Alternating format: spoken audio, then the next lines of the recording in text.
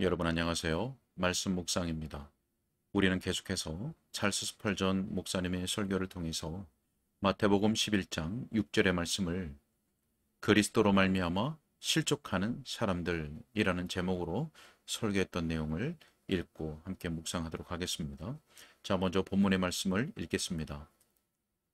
누구든지 나로 말미암아 실족하지 아니하는 자는 복이 있도다 하시니라. 아멘. 자, 우리가 바로 앞선 시간에서는 예수님 당대에 예수님으로 말미암아 실족한 사람들이 있었다고 하는 것을 살펴보았습니다. 그들은 미천하게 보이는 예수님의 외모 때문에 실족한 사람들이었던 것이죠. 자, 오늘날도 같은 방식으로 실족하는 사람들이 있다는 것을 살펴보았습니다. 세상의 풍조를 띠고 있는, 다시 말해서 대단하고 유명한 모든 것이 기독교라면 그리스도인이 되었을 사람들이 많겠지만 교회는 그렇지 않다라고 하는 겁니다. 그래서 진리가 세상 풍조에 맞는 모습을 가지지 않았다고 해서 진리를 거절하겠는가?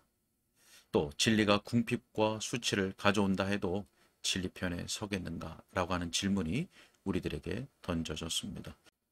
자, 오늘은 첫 번째 요점인 그리스도에 대해서 아주 심하게 실족하는 바람에 그리스도를 자기들의 구주로 전혀 받아들이지 않는 사람들에 대한 내용을 계속 이어서 읽고 묵상하도록 하겠습니다. 자, 또 그리스도를 따르는 자들이 적다는 이유 때문에 그리스도를 배척하는 자들도 있습니다. 그들은 많은 사람들이 가는 곳으로 가고 싶어 합니다. 그러면서 이렇게 말합니다. 좋다. 그러나 그 길로 가는 사람이 왜 이렇게 적어? 나는 외톨이가 되고 싶지 않아. 네. 자, 그럼에도 불구하고 정직한 마음을 가진 사람마다 진리는 결단코 사람들의 투표로 결정될 수 없음을 인정할 것입니다. 왜냐하면 법칙으로서 진리는 소수들 안에 존재하여 왔기 때문입니다. 우리가 사람 머릿수를 세려면 교황이나 이슬람교국의 군주에게로 가야 합니다. 제가 생각하기엔 그리스도와 함께한 자의 소수가 그리스도를 대적하는 5천만보다 더 강합니다. 하나님의 아들 그리스도께서는 당신을 대적하여 일어날 수 있는 허다한 모든 무리들보다 더 위대한 것을 갖고 계시기 때문입니다. 우리 주 예수님께서 말씀하신 바를 아주 망각한 자들이 있습니다. 멸망으로 인도하는 문은 크고 그 길이 넓어 그리로 들어가는 자가 많고 생명으로 인도하는 문은 좁고 길이 협착하여 찾는 이가 적음이라. 영생으로 인도하는 문이 왕의 행차하시는 길임에도 불구하고 산 울가의 작은 길처럼 찾는 이가 적습니다. 주님께서 현재보다 당신의 백성의 수를 훨씬 더 크게 증가시키는 행복한 때가 오지 않는다면 여러분이 다수의 편에 들면 반드시 사망에 이르는 오류에 빠지게 될 것입니다. 주님께서 여러분을 아끼시어 그같이 행복한 날을 보게 하시기를 바랍니다. 그러나 그러한 시대는 아직 오지 않았습니다.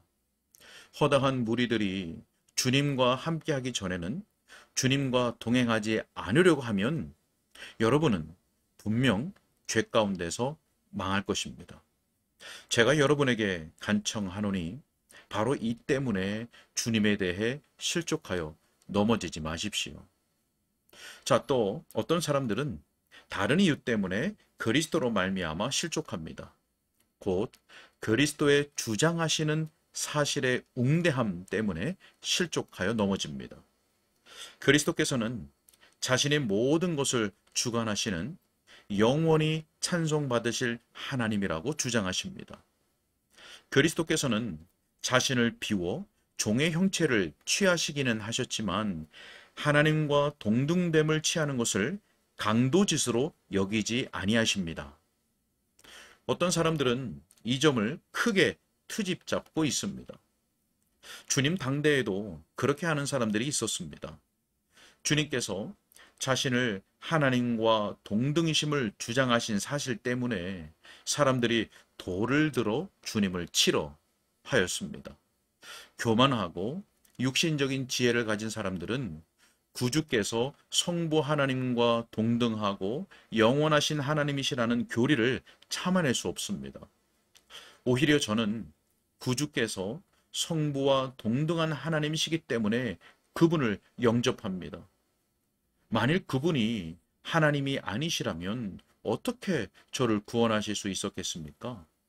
내 죄의 무게는 모든 천사들과 스랍들과 그룹들이 다 들어 올리려고 해도 주저앉고 말 정도입니다. 나는 나를 구원하시는 하나님을 필요로 합니다. 그렇지 않으면 구원받을 수 없습니다. 마리아의 아들이셨던 그분이 또한 하나님의 아들도 되신다는 사실이 제게 있어서 가능한 최대의 위로입니다. 그분이 비록 죄는 없으시되 우리와 똑같은 사람이시지만 또 철저한 하나님이셨다는 것이 제게 가장 큰 위로입니다.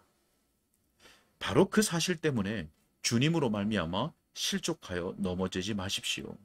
오히려 임마누엘, 우리와 함께 하시는 하나님을 즐거워하고 그분의 손에 여러분의 영혼을 맡기십시오.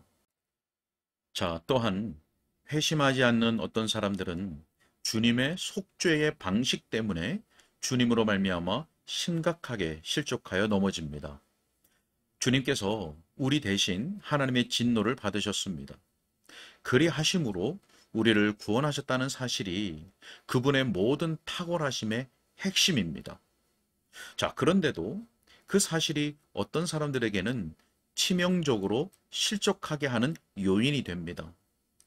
이 까다로운 사람들이 목사가 그리스도의 피에 대해서 너무 많이 말한다고 비난하는 소리를 들었습니다.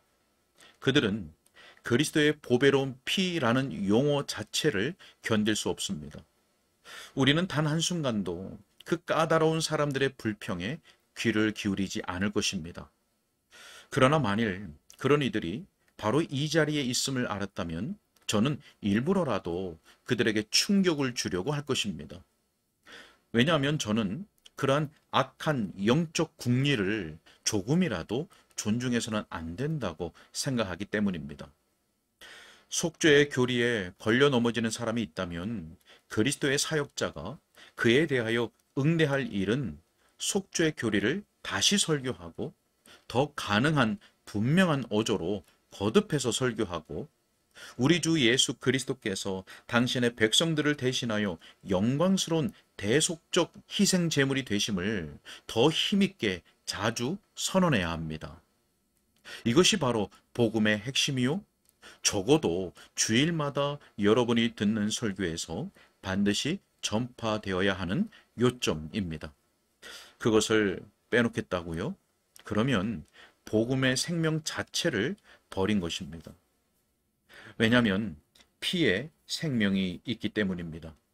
피 흘림이 없이는 죄사함도 없습니다. 자, 그러므로 죄사함이 복음의 위대한 특권일진데 그분의 찢겨 갈라진 옆구리에서 흐르는 그 피를 계속하여 여러분에게 말하지 않는다면 선포할 구원도 설교할 죄사함도 없는 것입니다. 자, 어째서 사람들은 자기들의 구원의 요점이 되는 것을 트집 잡으려고 합니까? 만일 그들이 구속을 받았다면 그것은 은이나 금같이 없어질 것으로 한 것이 아니요. 오직 흠없고 점없는 어린 양 같은 그리스도의 보배로운 피로 한 것입니다. 만일 그들이 모든 죄에서 깨끗함을 입었다면 그것은 반드시 다음과 같은 신적 선언 때문임에 틀림이 없습니다. 그 아들 예수의 피가 우리를 모든 죄에서 깨끗하게 하실 것이요. 그리스도의 십자가 때문에 우리가 걸려 넘어지는 일이 결코 없기를 바랍니다. 왜냐하면 그렇게 걸려 넘어지는 것은 우리의 유일한 소망을 거부하는 셈이 되며 우리의 생명과 다투는 것이고 우리 영혼을 위하여 열린 국률의 문을 완강하게 닫는 것이 되며 우리의 가장 좋은 친구와 원수가 되는 것이기 때문입니다. 하나님께서 그와 같은 어리석은 열심에서 우리를 구하여 주시기를 바랍니다. 자, 우리는 또한 전혀 말도 안 되는 이유 때문에 그리스도로 말미암아 실족하여 넘어지는 많은 사람들을 보았습니다. 곧 복음의 은혜로움 때문에 넘어지는 사람들입니다. 복음에 자기들을 위해서 값없이 베풀어 주시는 은혜가 지나치게 강조되고 있다는 것이죠. 그들은 은혜와 행위를 서로 혼합시키는 것을 좋아할 것입니다. 여러분은 믿음으로 말미암아 의롭다 하심을 받는다는 이 교리가 매우 위험하다는 말을 끊임없이 들을 것입니다. 또 그 교리를 극히 조심해서 설교해야 한다는 말도 들을 것입니다. 여러분도 알다시피 종교에 관하여 아주 잘 알고 있는 일반 세속 신문이 우리가 무엇을 설교해야 하는지 가르쳐 주려 들 것입니다. 우리의 설교의 주요 주제는 도덕적 덕행들이 되어야 하며 믿음으로 말미암아 의롭다 하심을 받는 칭의 교리는 제한되어야 하되 거의 사실상 부인하는 정도까지 설교해야 한다는 것입니다. 자, 그러나 우리는 현재도 그렇고 과거에도 언제나 복음만을 전파하고 있습니다.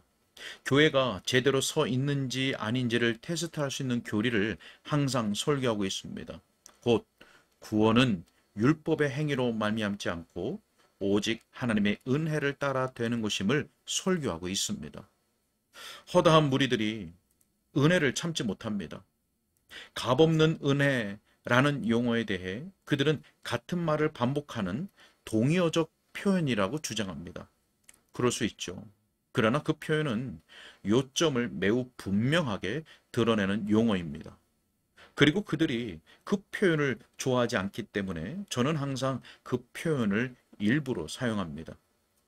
우리가 뜻하는 것이 무엇인지 알게 되면 그들에게 유익이 될 것입니다. 그래서 우리는 두 배로 강한 언어를 사용하는 것입니다. 그냥 은혜가 아니고 값없이 베풀어 주시는 은혜입니다.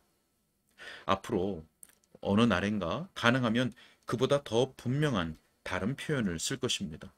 가능하다면 값없는 은혜, 아무것도 요구하지 않는 은혜라는 말을 쓰고 싶습니다.